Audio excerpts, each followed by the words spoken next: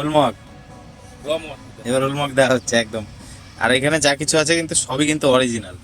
হ্যাঁ, আজকে আমি বেরিয়ে পড়লাম মাছ ধরা দেখতে, তার কারণ অনেকদিন মাছ ধরা দেখিনি ছিপ দিয়ে, তাই আমি বেরিয়ে পড়লাম মাছ ধরা দেখতে বহরমপুর। আর আসতেই চোখে পড়ে গেল তিন হচ্ছে পাপা কি পরি, এরা তো হেলমেট পরেনি, এমনি হেলমেট ছাড়াই চলছে। তো আমিও সামনের দিকে এগিয়ে যেতে লাগলাম, আমি তো হেলমেট পরে এসেছি, আমার তো কোনো ভয় নেই। তাই আমি চলে আসলাম সামনের দিকে যেখানে মাছ ধরা হচ্ছে। তো এখানে এসে বাইকটা রেখে তারপর চলে যাচ্ছি কাকাদের কাছে। তো কাকারা দেখছি পুরো সংসার পেতে বসে আছে এখানে একদম। এখানে আস্তে আস্তে পেয়ে গেল একটা ছোট্ট ব্রিগেড মাছ। আর আমি যে একা এসেছি তা না, এখানে আশেপাশে কিন্তু আরো দর্শক এসে মাছ ধরা দেখতে।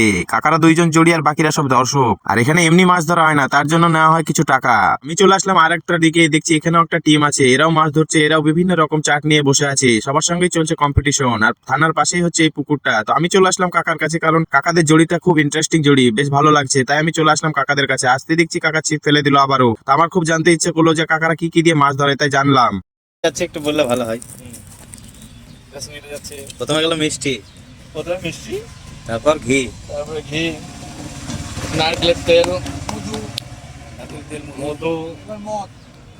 এটা কি? এটা এইটা জল। উলমগ।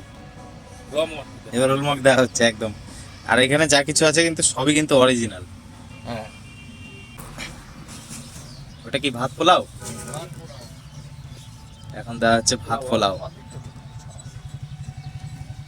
কত সুন্দর করে মাখাচ্ছে এবার।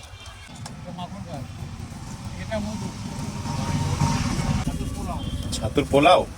হ্যাঁ, হ্যাঁ। ছাতুর পোলাও তো বলছে। এটা হলো ভুট্টার ছাতু। ছোলার ছাতু। এইটাই তো মাছের ডাব, মাছ খাওয়া লাড্ডু বলে। হ্যাঁ। লাড্ডু, মাছ খাওয়া লাড্ডু। কত সুন্দর লাড্ডুর মতো বানিয়ে দিল একদম। এটা কি তেল নাকি? এটা হলো নারকেলের তেল, ঘি, আহ। মাখন, মধু, ক্ষীর সব দিয়ে একদম বানাচ্ছে। বাপরে। এটা ভাত। এটা হলো ভাত পোলাও। ভাত পোলাও। ছোলার ছাতু। এই সবকিছু দিয়ে একদম রেডি করে দিল, এবার ফেলবে এটাকে।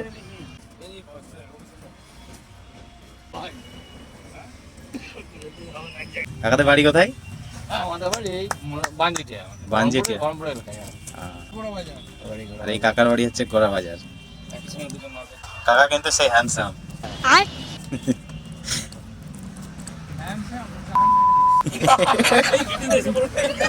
সব ভিডিও সেট করে ফেললো।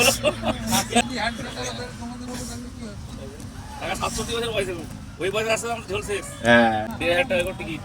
1,500 টাকা করে টিকিট নেই এখানে। এই দাদারাও চলে এসছে মাছ ধরা দেখতে। থামো থামো থামো, ট্রেনে থামো থামো থামো। কি এদিকে পাওয়া গেছে মনে হচ্ছে একটা, দেখা যাক কি হয়। এই দেখো মাছ পেয়ে গেলে। তো টান দিয়েছে অনেক অপেক্ষার পর। বাটা মাছ। দেখো দেখো দেখো, এই দেখো মাছ, এই মাছ ছিল। কি মাছ? আরে বাটা সত্যি তো।